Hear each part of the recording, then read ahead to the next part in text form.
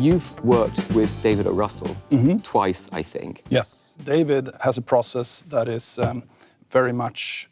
He's a great storyteller.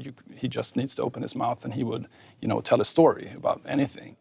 What's interesting with him is that he processes the film production as a constant evolving creature. It's like always like a big ball or like a big sort of piece of art, right? The monster that he keeps trimming and keeps working with. And he's never saying like, here's the shooting script, this is what the film is gonna be.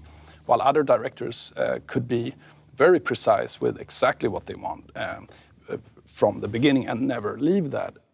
American Hustle was very much inspired by obviously the plot in the film, but also about the 70s and about like Cosmopolitan magazines visually from that time. And it's like inspiration coming from everywhere.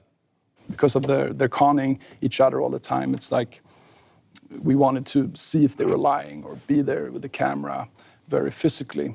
Joy, on the other hand, he had another approach where he, as one part of his inspiration, was very influenced and inspired by black and white American cinema, classic cinema from back in the days. That sort of gave us ideas about how to start to process the cinematography.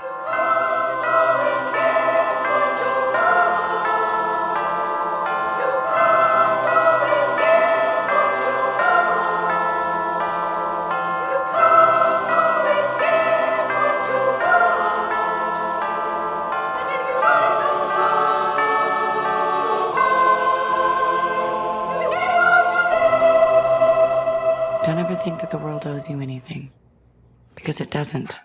You want to establish the look of the film that you want to present to the director. You want to establish that as soon as possible. There's ways, like for example, even though I shot on film, we do those cinema scan transfers where I communicate with the lab and create the dailies and show stills on a calibrated iPad just on the day when he's locking the dailies. That also gives me obviously a receipt that, things are looking good. If the dailies looks the way you want, I think you're far ahead because most people tend to like the dailies better than creating something new in post. I also like to light the room a lot, in general, and like to work rather broad-stroked in general.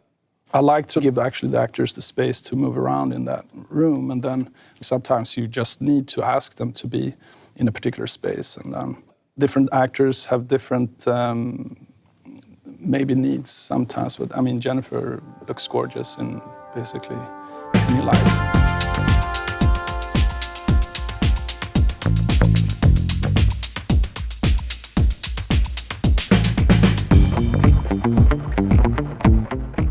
I think the key to everything is to have such a relationship with the actors on set that you feel, a mutual respect for, like, you can talk about anything about those things, because we're professional about things. And I find, like, normally on a set, you're very much like a family.